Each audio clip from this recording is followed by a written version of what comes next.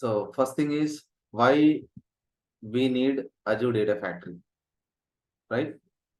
So what is the importance of Azure Data Factory or any other? So if you take any other tool like in BI space, so what are all the ETL tools that are available? So what is meant by ETL? So ETL is nothing but extract, transform, and load. Extract, transform, and load.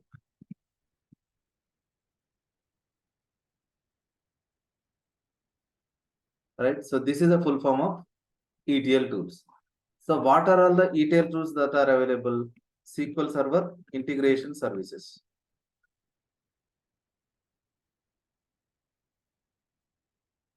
Right. And we have the tools like Informatica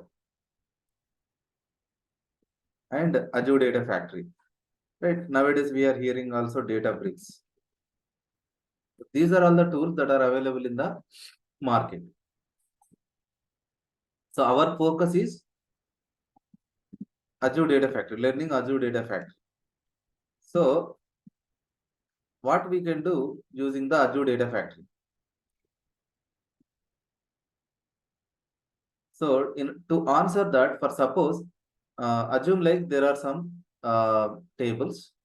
Based off of those tables, I want to create the reports. I want to create the reports.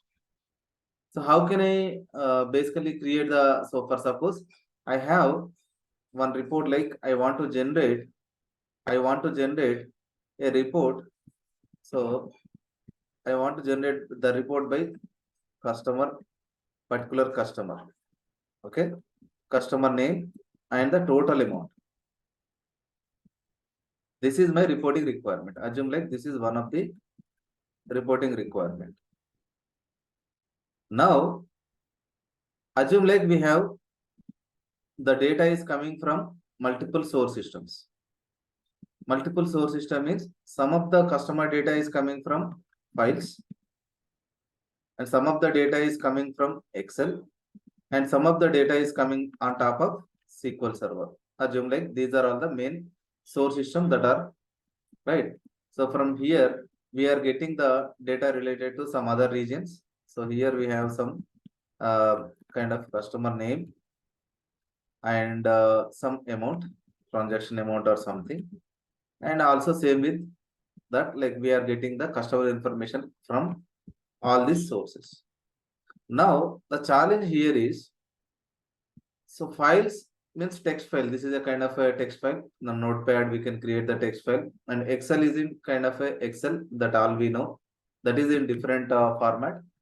And of course this SQL Server is a database. This data will be exist in the different format. So now I want to combine the data from these sources and then I want to create the report, right? So directly I cannot join them. Directly I cannot join this data from these sources directly and I cannot pull the data. So here what we can do, what are the possible ways? We can bring the data from these sources and we can store in a kind of a raw layer or staging layer first. So I will basically try to load the data from these sources using the tool like Azure Data Factory. So it is a kind of getting the data means extracting the data. Correct. First we are extracting the data from these sources and we are storing into some staging layer or raw layer.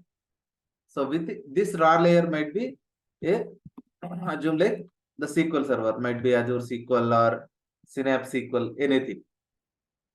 So after we store, so since we create the table and we map the columns and we load the data. So we will be loading the data into three different tables, right? So the file one we will store into one table, and same way the Excel one we will store it into one table, and the SQL Server one we'll store it into one table. Okay. So now, if you have 50 records, we will be extracting 50 records directly to here. We will not do any transformation over here. I will tell you what is the transformation. So first, the goal is we have to bring the data, we have to extract the data from these sources and put it somewhere in the database. That is the first goal. So this one is done. This one is done. So after we extract, what is our next goal? I want to create the meaningful report based off of these three sources. So in order to do that, so what we can do? First, we have to combine the data from these three sources.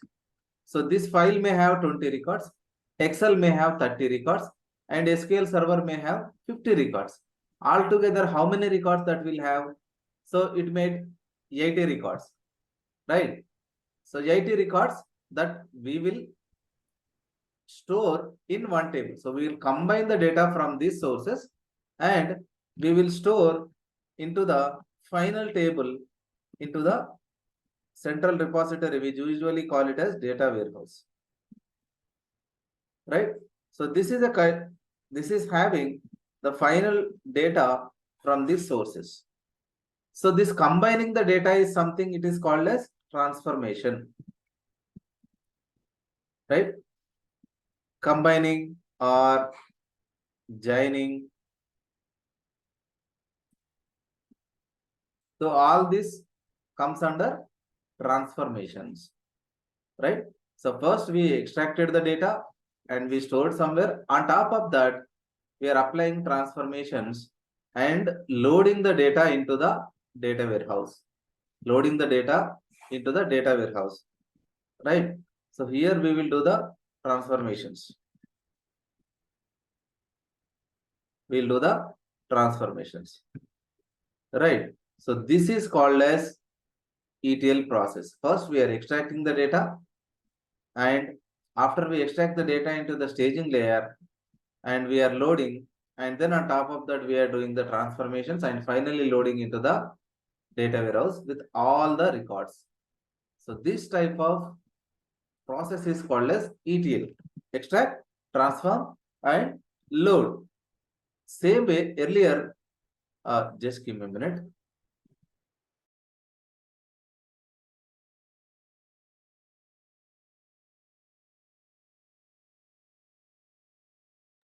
So earlier, we used to use SQL Server integration services, and in the market, you must have heard about Informatica. These were traditional tools that we used to use to extract the data from. So what is the what is the use of SQL Server integration? It is also ETL tool, but you don't have much flexibility to access the sources which are in cloud or which are in Azure, right? So using the SSIS, we will be able to extract the data from local sources, local or on-premises. We usually refer the word called as on-premises to local, local to local. Of course, we will be able to extract the data from on-premises or local to Azure or Azure to local, but we have a limited capacity. So the performance wise, SSIS will not be good if you are dealing with the Azure environments. So the replacement of Azure SQL Server integration service is Azure Data Factory. So this Azure Data Factory using which we will have flexibility to connect to different cloud sources. The cloud sources mainly we will focus on blob storage or data lake, or we mostly we will using connect to the Azure SQL, right? So, and there are many other sources that we can connect, not only this, but since we are using the trial account, so we always use this blob storage and Azure SQL most frequently for our practice purpose. So using this Azure Data Factory, so we will be kind of extracting the data and loading the data within the Azure environment. Of course, we can also read the data from on-premises or local also. There is a way to do that, so we will discuss about that. So this is the whole story about this Azure Data Factory, why we node. So depends on the reporting requirements. What type of data you want, from how many source systems that you want to combine or join the data. So based off of that, you will be using this Azure Data Factory to perform the same. And you will also hear the term called as ELT, right? So what is a ELT?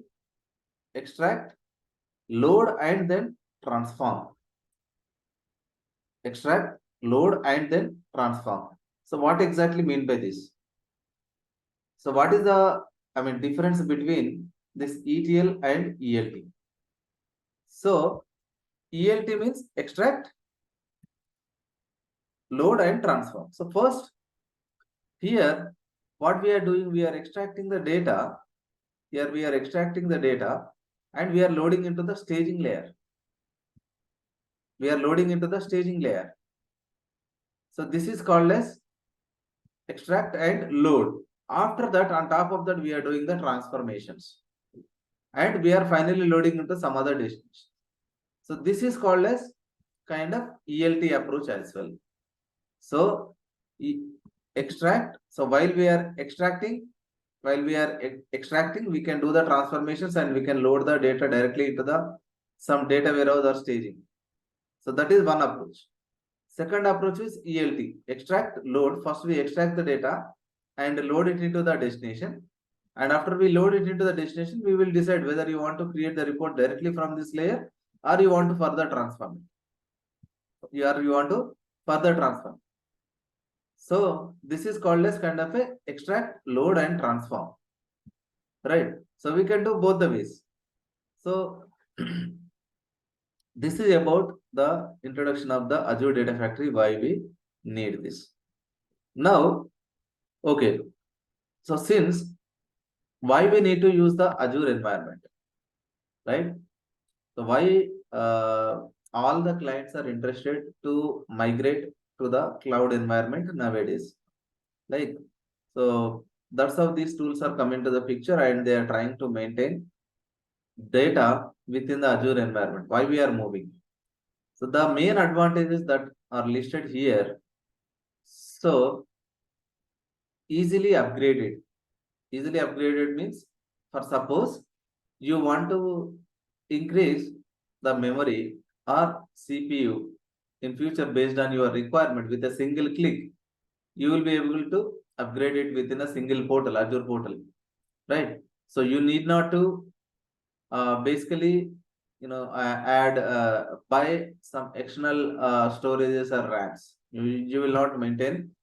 So you will maintain, right? So in the Azure environment, with a single click, you will be able to increase or decrease the resources or scale up or scale down the resources, right? And so based on your requirement, if you think that tomorrow you are going to get 1 million records, okay, so accordingly you can upgrade your resources. You will not pre-allocate the resources like RAM or memory, CPU. So based on your requirement, you will be kind of upgrading that. So that's why you will be paid for the cost that you are using, right? And always the resources are available. The resources are available. For suppose you have your one of the database is crashed. So immediately another backup will be restored with that, and you will be continuing with your operations. So there is a less risk of disaster. When disaster occurs, immediately it will recover with the latest backup, right? And the number of resources that you will require to maintain this is very less, right? Only one resource can maintain the entire infrastructure of the company, right? So because of this advantage, right? And also so it's a kind of secured also, right? So we have some secured mechanisms like role-based access, or the keyword, the features like keyword that we are going to discuss. So that is always secured. So because of these reasons,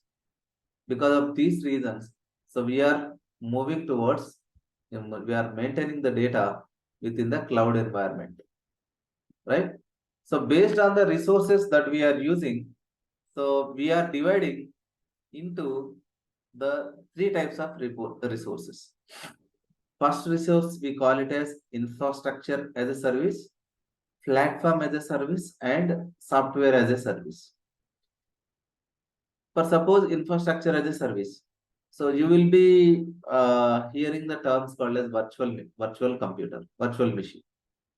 So so you will be creating kind of a virtual machine over there, and you can log into that.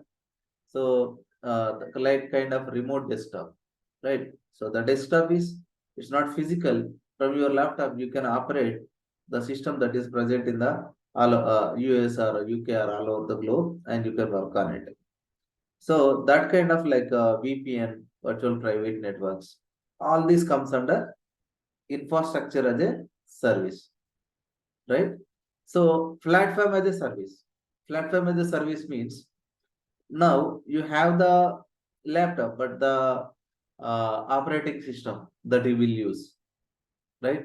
And any other applications that you will use that provides as a medium to use the software. So that is called as platform. So that usually here the terminology called as platform as a service. And of course, we have software as a service. So anything that using this infrastructure and the platform, so you will be using some of the softwares like Outlook, like the way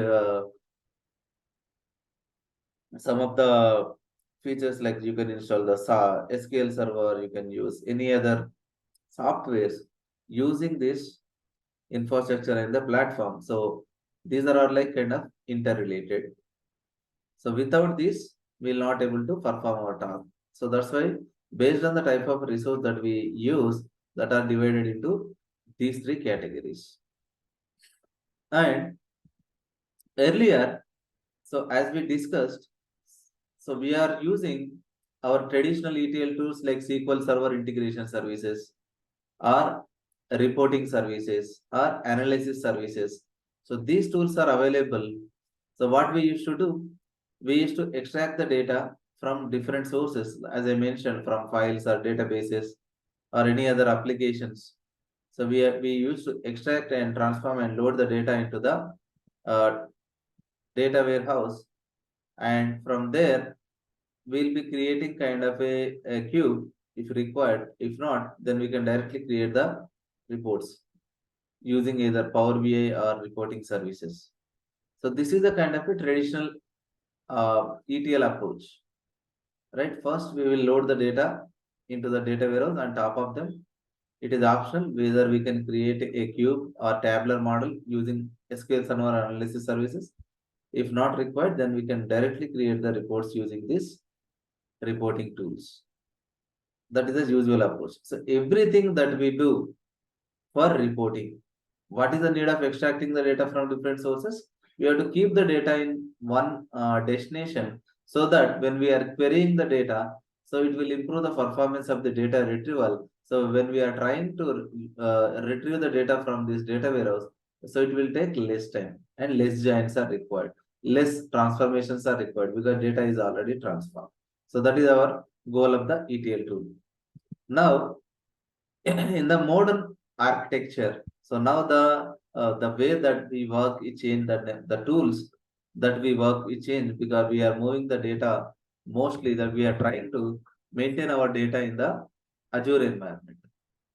Now, so we can store the data in the form of files, or we can also store in the form of media files, ADF file, that we can store into the different storages within the Azure environment, like data lake, as I mentioned, blob storage. So some other storage like SQL Server, and of course the Cosmos DB or MongoDB. So these are all some of the NoSQL databases are also available. So that we will be kind of extracting the data. First, we are storing into these storages, right? So after we extract the data, it is our choice whether we have to use Data Factory or Databricks or any other big data tools like HD Insight or something, right? So using which we will be transforming the data. And then finally, where we are storing, these are all the options.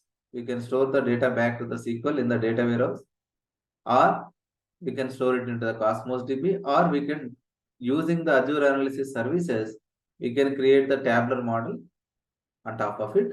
So if you don't want the tabular model, so we can directly load, transform and load the data into this data warehouse, and we can create the reports. So these are all the options that are available. So in our course, we will be focusing on data factory and using the data factory. So we will be doing the kind of mostly orchestration. Orchestration means how we can extract the data in case of multiple files are there, multiple tables are there, and how to handle the schema changes dynamically, right? How to automate the extraction process, insert the metadata. So those are all the things that we are going to discuss using the data factory. And after completion of the data factory, the people who are interested, you can also join in the Databricks. So here we will be teaching PySpark as well as the core Databricks concepts, so that you will be compatible with the both the tools and you can keep in your CV. So nowadays, people are also started asking the combination data factory with the Databricks. So it's always add advantage if you learn the Databricks as well. So, but to start with, you have to thorough with this data factory concepts, and then if you learn Databricks, so it will be a good learning curve, right? And of course, don't ignore that we require the SQL Server also. The combination of data factory, SQL Server, and Databricks is powerful. You will be getting more calls based off of this combination. And of course, if you have the reporting tool, it will be added advantage, right? So this is the modern architecture in the Azure environment. So within the ADF, so we will be kind of, as I said, as I told, so we'll be extracting the data in the form of Excel, CSV, and we'll be storing into the blob storages and using the data factory. So we'll be kind of extracting the data and using the different pipelines. So we'll be kind of extracting and transforming and load it to the Azure SQL database. So that we will see day by day, like what is pipeline, what are the activities, how we can utilize them, that we will see. So this is the the combination that the people are looking for when you upload your CV. So either you can use keep like ADF plus SQL or ADF plus SQL for Power BI, or you can keep the combination like ADF, Databricks, and SQL, right? So this is like the usual the combination that we will keep, right? So this is the entire story and the demo or introduction of this Azure Data Factory and some of the modern architecture and traditional. So that's all from my end. So if you have any questions, whether it is small or anything, please don't hesitate to ask.